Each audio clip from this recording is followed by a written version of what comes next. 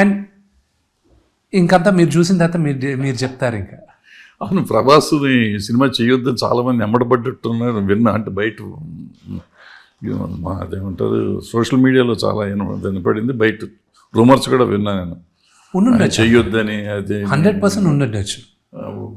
అసలు ఒక క్యారెక్టర్ అనుకుని శివుడి క్యారెక్టర్ ఆయన అనుకున్న తర్వాత మార్చారు, ఇంకోటికి మార్చారు అని కూడా చెప్పుకున్నారు. లేదా నిజమో అబద్ధం లేదు. అదేంటంటే నేను క్యారెక్టర్స్ అన్ని చెప్పిన తర్వాత ప్రభాస్ ఎన్నుకున్న క్యారెక్టర్ ఇది, దాన్ని ఇంకా కొంచెం డెవలప్ చేసి దాన్ని చేసింది ప్రభాస్. నిజంగా ఇది ఉన్నాయి, ఇది చేయాలి, దీంట్లో నాకు ఈ రెండు చేస్తే బాగుంటుంది నువ్వు అన్న. నేను ఇది చేస్తాను, నేను ఇదైతే ఓకే, దీన్ని కొంచెం చేద్దాం. సో దాన్ని ఆ క్యారెక్టర్ ఆయనకు నచ్చిన క్యారెక్టరే చేసాం. కానీ ప్రభాస్ ఇప్పుడు దాకా తను చేసిన విభిన్న పాత్రల్లో ఇది ఒక మైల్ రాయిగా నిలిచిపోద్ది ప్రభాస్కి. ఈరోజు నేను చెప్పిన తర్వాత రేపు కానీ ఆ స్క్రీన్లో లేకపోతే ఆడుకుంటారు అందరూ. సో అతను చెప్పిన డైలాగ్స్, ఆ ప్రభాస్కి నాన్నగారికి జరిగే వాగ్వివాదం, it will be one of the biggest highlights. నాకు ప్రభాస్కి జరిగే conversation it will be fantastic. ఒక నాస్తికుడు దేవుడు భక్తుడుగా మారే ట్రాన్సిషన్ దారి చూపించే క్యారెక్టర్ ప్రభాస్ అవుతుంది.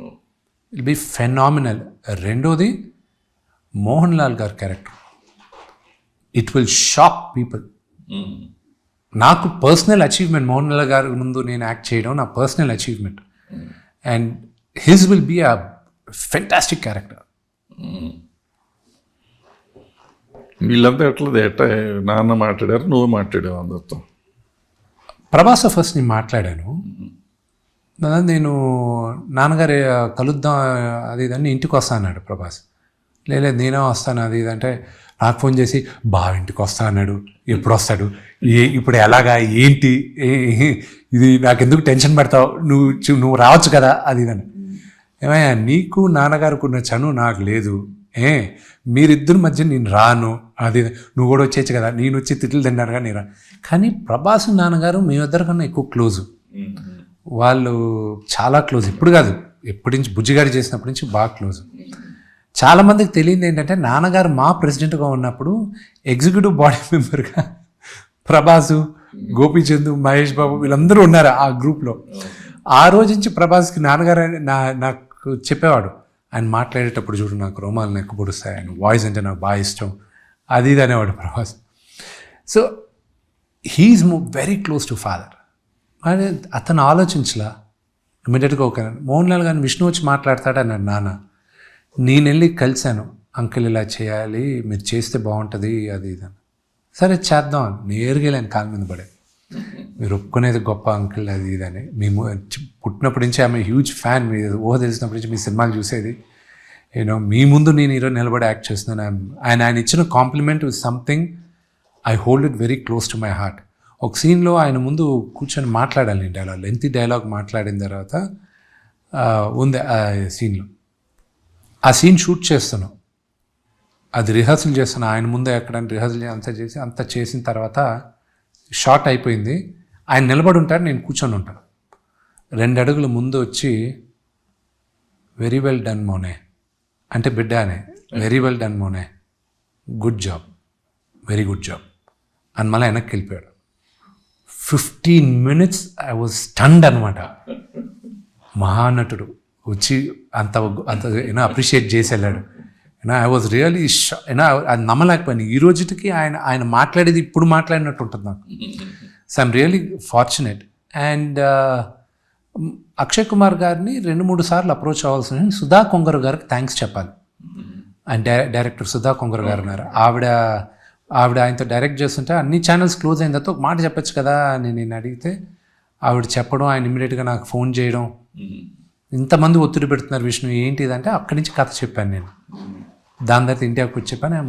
అక్కడి నుంచి ఫోన్లో కథ చెప్పినప్పుడే ఒప్పుకొని ఇమీడియట్గా ఒప్పుకున్నాడు. ఆయన డెడికేషన్ హ్యాట్స్ ఆఫ్.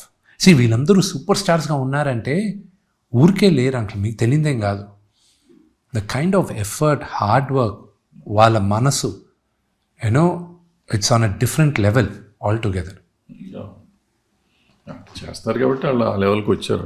ఊరికే అండ్ అక్కడ నిలబడడం కూడా ప్రభాస్ ఇంకా పెద్ద స్టార్ అవుతాడు అంక, అది అవ్వడం అతను నాట్ జస్ట్ ఓన్లీ అతని టాలెంట్ వల్లే కాదు, అతనుకున్న ఆ హార్ట్ వల్ల అతను ఇంకా పెద్ద స్టార్ అవుతాడు. అతను అనుకోవాలే కానీ కానీ మా వాడుకున్న ప్రాబ్లం ఏంటంటే అతను ఇంత పెద్ద స్టార్ అని అతనికి ఇంకా తెలీదు. హీ డజంట్ రియలైజ్ నేను ఇంత పెద్ద స్టార్ అని అతనికే తెలియదు. బట్ ఆ క్వాలిటీ నేను మోహన్ లాల్ గారిలో చూశాను అంక. అదే క్వాలిటీ, ఆ ప్యారలల్స్ నేను డ్రా చేయాలంటే అక్షయ్ కుమార్ గారితోనూ మోహన్ లాల్ గారితోనూ ఎవరికి దగ్గర పోలికలు ఉన్నాయి ప్రభాస్ కంటే నేను మోహన్ లాల్ గారు అంటాను. మోహన్ లాల్ గారు కూడా అంతే, వెరీ చిల్, ఓకే, క్యాజువల్గా ఉంటాడు. నేను చూస్తుంటే మీ నాన్నకి నాకు కొన్ని మూడు నాలుగు సందర్భాలు, విచిత్రమైన సందర్భాలు ఉన్నాయి. ఓకే, సరదాగా చెప్తున్నారు. మీకు గుర్తుందా, ఒకసారి మిమ్మల్ని ఇద్దరిని అసిస్టెంట్ డైరెక్టర్గా చేర్పించాడు అసోసియేషన్. నేను ప్రెసిడెంట్గా ఉన్నాను. చేస్తే నేను ప్రెసిడెంట్, అప్పుడు నేను ఒప్పుకోలే, మీ ఇద్దరిని ఒప్పుకోక నీకే ఫోన్ చేశాను. మీరిద్దరే డైరెక్షన్ చేయట్లేదు కదా, మీరు తీసేస్తున్నాను కార్డులు అని చెప్పి మీకు తీసి, తర్వాత మీరు ఓకే అంకుల్, మీరు ఎట్ట చెప్తే అట్ట అంకుల్ అన్నావు నువ్వు. ఆయన ఫోన్ చేశాడు, భరద్వాజ ఎవడాడు నా బిడ్డలు అంటాడు కదా, నా బిడ్డల కార్డులు తీసాడండి. నేనే తీశానయ్యా, ఎందుకు అది చేయట్లేదు, చేసినప్పుడు ఇస్తాలే అన్నా నేను. నువ్వే తీసావా, అయితే సర్లే పెట్టేసాడు. ఇంకోసారి ఫోన్ చేశాడు, ఇంకోసారి ఏదో వచ్చింది. ఆయన సినిమా రిలీజు, ప్రొడ్యూసర్ కౌన్సిల్ యాడ్లు వేసేవాళ్ళం అప్పుడు. అక్కడ ముందు డబ్బులు ఇస్తే పెద్ద కంపెనీలకి జనరల్గా ఏంటంటే మన నాన్నదైనా మాదైనా ఎవరైనా మామూలుగా వేసేస్తారు, తర్వాత డబ్బులు తీసుకుంటారు. ఆ ఉద్దేశంతో ఆయన వేయమంటే వీళ్ళు వేయకపోతే నాకు ఫోన్ చేసి పొద్దున్న 6:30కి 7ంటికి నిద్ర లేపాడు. ఎవడో నా కొడుకు నా సినిమా బొమ్మలు తీయరన్నా అంటున్నాడు. ఏ నా కొడుకు లేదు, ఈ నా కొడుకే అన్నాడు. నువ్వా? నేనే అన్నా. నాకు నువ్వు ఆపేవాను. పద్ధతి కదన్నా, పద్ధతి ఉన్నప్పుడు నువ్వే చెప్పావు, అందరికి పద్ధతిగా ఉండాలని చెప్తావు కదా నువ్వు. మామూలుగా సోది నువ్వు చెప్పిన సోది నేను చెప్పాను, పద్ధతిగా ఉండాలి కాబట్టి రావాలి. సరే నేను పంపిస్తాను, నువ్వు వేసాను, నువ్వు పంపించి నేను వేసేస్తాను. ఇంకో రోజు ఏదో పని ఉండి ఏదో ఫోన్ చేయి, అది కూడా పొద్దున్నే ఫోన్. నేను ఎవరికో చెప్పా, ఏదో మోహన్ బాబుని ఇట్లా అడిగితే బాగుంటుంది అని ఎవరికో చెప్పా. అది విని పొద్దున్నే ఫోన్ చేశాడు. ఫోన్ చేసి, భరద్వాజ ఇప్పుడు నువ్వు నేను మనం చేసుకున్న తప్ప మన ఎవడో తయారు చేయాల. మనం అఫ్కోర్స్ మనకు చాలామంది హెల్ప్ చేశారు, చేయలేదని నేను అన్ను. బట్ నీ కష్టం నువ్వు పడ్డావు, నా కష్టం నేను పడ్డాను. బట్టి మనం ఏదో మన బతుకుతున్నాం. మళ్ళీ మన ఇద్దరికి ఇంకోటి రికమెండేషన్ ఉంది కదా, మూడోవాడు నీకేదనంటే నన్ను అడుగు, నాకేదనంటే నిన్ను అడుగుతాను కదా. అంటే ఎప్పుడు కలవకపోయినా కానీ, ఎప్పుడు రోజు కలవం కానీ, బట్ ఒకళ్ళకొకళ్ళకుండి రెస్పెక్ట్ నేను చెప్తున్నాను. సో ఆ రెస్పెక్ట్ ఉండబట్టే మీ పిల్లలందరూ నా పిల్లలు అనే ఫీలింగ్ అన్నమాట.